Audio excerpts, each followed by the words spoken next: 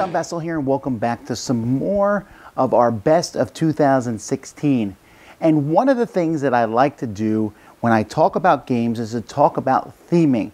We have way too many games that are about trading in medieval times, building some medieval castle, fighting zombies, generic fantasy, even generic space. There's just too much of that. So I'm always looking for games that either have a cool new theme or really implement their theme strongly. So 10 games that did that. We're going to start with Black Orchestra. Black Orchestra is a game which simulates players working together to try to take out Hitler, Adolf Hitler. It was kind of the name of the operation that happened back then. You may have seen the Tom Cruise movie. That was one attempt. And so it's kind of an intriguing theme. It's something that most people would agree is a good thing to do and is very much steeped in history. Number 9 is Not Alone. Not Alone is a hide-and-seek style game where you land on a planet and there's an alien coming to get you all and you need to run from that alien. And so players are running around a place and one player is the alien player trying to hunt them. Many times these games are everybody's hunting one person. This is kind of the flip of that, and at the same time it's a pretty light style card game, Not Alone. Number 8 is Vast. Now this one gets points just for having some really unique. It has 5 different players where one person is a dragon versus a knight versus a thief versus goblins. And then one person is the cave. And when I heard that, it flipped the whole thing on its head. But it wasn't just that. It wasn't just that this game is it looks kind of like generic fantasy at first, but there really is a cooler theme behind it. And each person, like the dragon, is just trying to get out of this cave. The cave's trying to kill everybody. The knight's trying to go in there and kill the dragon. The goblins are trying to kill the knight. The thief's like, I'm not part of this. I'm just trying to steal goods. And this all comes together in a really cool thematic blend that is Vast. Number 7 is Perfumer. Now I have to give this one credit because this is a game that uses the sense of smell, where you are going to be smelling things. And yes, it's a gimmick, but it's a gimmick that works in this game. The rest of the game is basically run around and collect things for perfumes, but there's part of the game, and the best part of the game, is where you are smelling strips and then comparing them to other strips and trying to see if they are the same or not. You know, is this lemon scented or is this fir scented, and different things. And it's harder than you think, and you're using your nose in a logical way.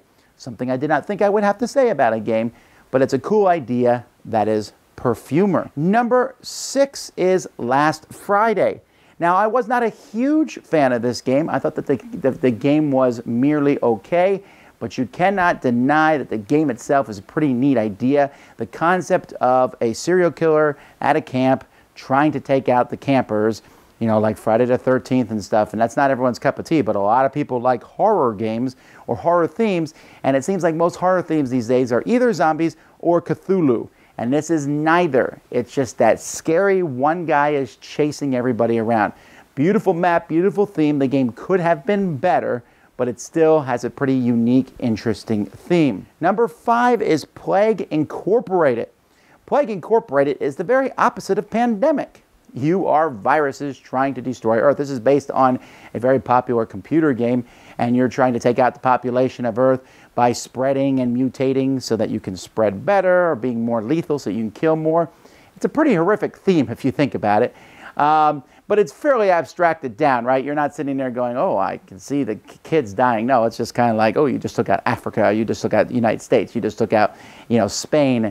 So if that theme doesn't bother you, I mean, I still got to give it points for being unique and interesting. There has been, Pandemic tried to make a game where you were the virus, but it just didn't work as well and certainly didn't feel as thematic as this one does. Number 4 is Salem. Now, Salem is a theme that has been used a lot. The witch trials at Salem, but I've seen anything from trick-taking games to all sorts of games where you're accusing other people. This one is a logical game trying to figure out who the witches are.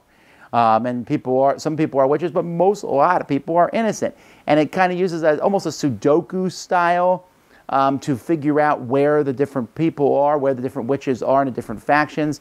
But it's really steeped in the history, this game, with all the different people that were involved and such, and I found that very fascinating. Number 3 is Teenage Mutant Ninja Turtles Heroes in a Half Shell. Well, actually, it's called Shadows of the Past. Now, Teenage Mutant Ninja Turtles is not necessarily new, but this is the first game that when I played it, felt like I was playing the Teenage Mutant Ninja Turtles. Really cool game. And I played this game after I did all my best of 2016 lists. It might have made my top 20, actually. That's how much I'm enjoying it, because the theme is really strong. Because the Turtles are all about teamwork. And that teamwork is this is an all versus one style game. And it has a cool dice system. And each turtle is very unique. You know, you asked me which turtle's which. And, you know, you asked me that 5 years ago, I probably wouldn't have known. I've seen some movies. This is not based on the movies. This is based on the comic book, which is, from what I hear, the best version of the Turtles. And it really does a good job at bringing that to life. Number 2 is the networks. I really like this one, based on its theme, where you are running a TV network trying to get the right shows in the right slots. You don't want boring shows, you want intriguing shows. Shows that people are going to watch. And you start off with some pretty pathetic shows, but as time goes by, you get good shows. You try to get an awesome actor in that show. It's a nice concept. The game itself is a fine game, but what I really like about it is it kind of brings that whole, I'm fighting you to get the best shows on my TV network. And again, this is the kind of theme where it's like, wow, this is great. Why are we not seeing more games like this? And then number 1 for me was Role Player. Role Player is kind of a very odd theme, because it's about something that's very popular, that many people are making their characters in Dungeons & Dragons and other role-playing games. So in Role Player, you are rolling up your character. You are creating a character. That's the whole game, is creating a character. But it's very puzzly, and you're trying to fulfill your backstory and get the right equipment and have the right stats. And it's a really neat concept. I just played this last week. Really found it enjoyable. It's a cool, you know, it takes that whole, ooh, fantasy, and adds a new spin on it, something I really enjoy. So those are 10 games that I thought had very cool, distinctive themes. What are yours? Tell me in the comments. Keep watching our 2016 coverage. Until next time, I'm Tom Vasel, and this has been The Dice Tower. Thanks so much for watching the Dice Tower videos. Find more great videos and reviews, as well as our top-rated audio podcast at Dicetower.com. You can also find other great shows at Dicetowernetwork.com. I'm Eric Summerer, and you've been watching The Dice Tower. The Dice Tower is sponsored by Cool Stuff Inc., where you can find great games for great prices. Cool stuff in stock. Check them out at CoolStuffInc.com.